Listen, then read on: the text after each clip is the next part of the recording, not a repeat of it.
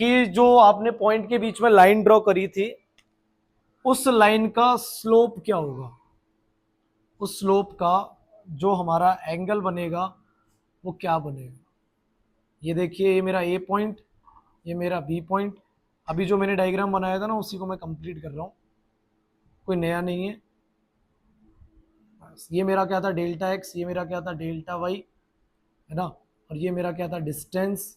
ये मेरा यहाँ तक डिस्टेंस कवर हुआ था x1, ये कंप्लीट मेरा कवर हुआ था x2, ये कंप्लीट मेरा कवर हुआ था y2, और यहाँ तक मेरा कवर हुआ था y1। अब ये डायग्राम, अब देखो स्लोप ऑफ दिस लाइन, इस लाइन का स्लोप क्या होगा। क्वेश्चन क्या है कि find slope of the line. अब ये जो लाइन है दो पॉइंट के बीच में, इसका स्लोप निकालने के लिए क्या होता है कि ये बोला जाता है कि अगर आपको स्लोप चाहिए, स्लोप इज टेन थीटा।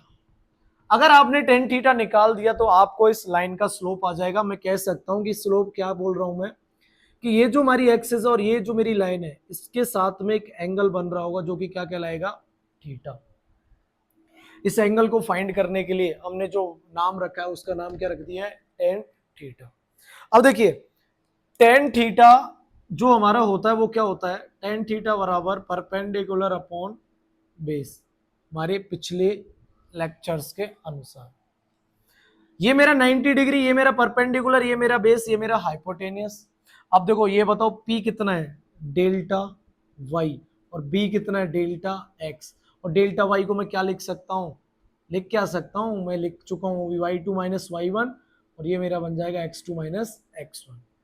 अब मुझे लाइन का स्लोप पूछा गया है, तो लाइन का स्लोप आंख बंद करके मैं बता दूंगा, टेन थीटा बराबर y2 minus y1 x2 minus x1। और स्लोप ऑफ लाइन को मैं डिनोट कर देता हूं m से, तो मैं ये भी लिख सकता हूं m बराबर y2 minus y1 x2 minus x1। हम लोग इस स्लोप को इस तरीके से दोनों टर्म में बता देते हैं। अब ये मेरे पास में टेन थीटा की वैल्यू आ गई। अब यहां से क्वेश्चन ये पूछा जाता है कि सर ये जो स्लोप होता है ना, क्या वो जीरो हो सकता है। सर जो स्लोप होता है क्या वो पॉजिटिव हो सकता है, जो स्लोप होता है क्या वो नेगेटिव हो सकता है।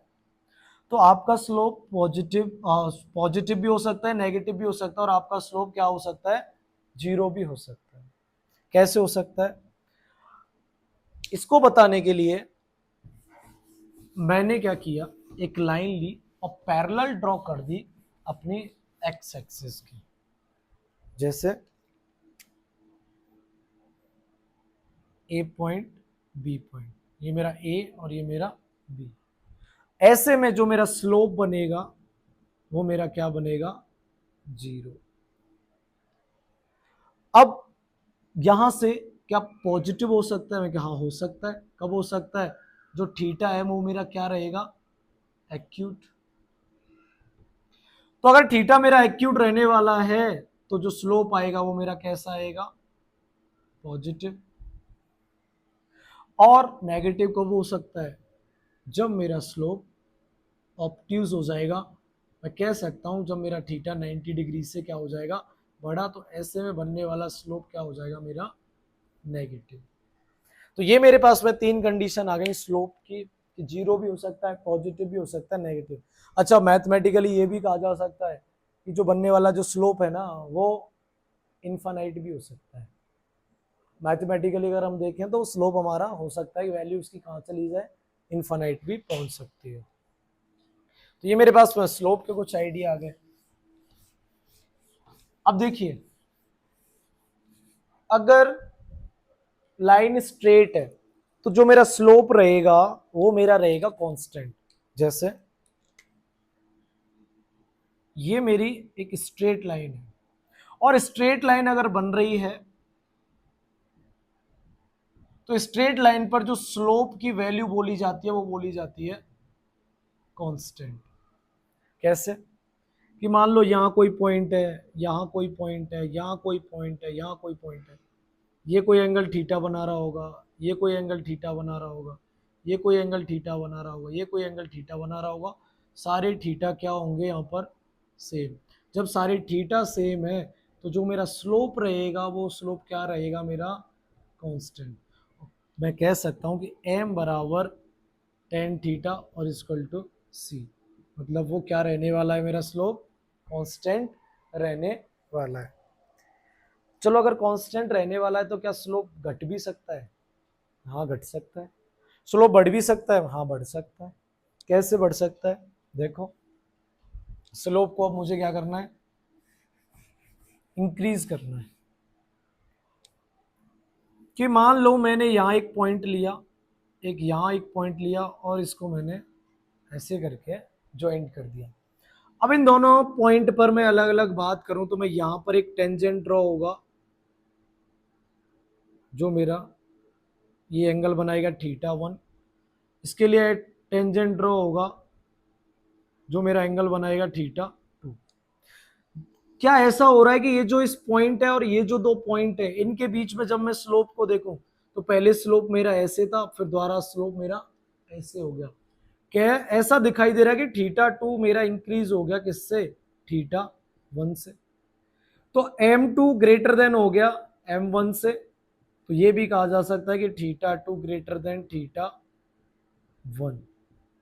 तो यहां पर बोला जाएगा कि आपका जो स्लोप हो रहा है वो थीटा के बढ़ने पर क्या हो रहा है, इंक्रीज हो रहा है। अगर आप थीटा बढ़ा रहे हो तो स्लोप क्या हो रहा है आपका, इंक्रीज हो रहा है। अच्छा, स्लोप डिक्रीज कब हो सकता है? इसको थोड़ा एक्सटेंड कर दिया मैंने पीछे की तरफ, या एक पॉइंट बनाया या एक और पॉइंट बनाया। अब ये जो मेरी लाइन बन रही है वो कुछ ऐसे बन रही है। इसके लिए मैंने टेंजेंट ड्रॉ किया, यहाँ से एंगल बनाया थीटा। इसके लिए मैंने टेंजेंट ड्रॉ किया, इसने एंगल बनाया थीटा। इसको नाम दे दिया थीटा वन और इसको नाम दे दिया थीटा टू। अब देखो, ये लाइन हमें कुछ ऐसा शो करा रही है कि पहले आपका जो एंगल था वो ऐसे था, फिर आपका जो पॉइंट कुछ इस तरह से दिखाई दे रहा है कि वो नीचे डिक्रीज होता हुआ आ रहा है क्या। तो आपका जैसे आप थीटा टू पर पहुंचे तो ये लाइन अब आपको ऐसे नहीं, कुछ नीचे आती हुई दिखाई दे रही है। तो यहाँ ये हो रहा है कि ऐसे केस में थीटा जो टू है वो डिक्रीज है किससे, थीटा वन से। तो हमारा जो एम टू होगा वो भी स्मॉलर होगा एम वन से। तो हमारा जो टेन थीटा टू होगा वो भी स्मॉलर होगा टेन थीटा वन से। तो ऐसी कंडीशन में मेरा स्लोप क्या हो रहा है, डिक्रीज। थीटा के घटने पर स्लोप भी मेरा क्या होता जा रहा है, डिक्रीज होता जा रहा है।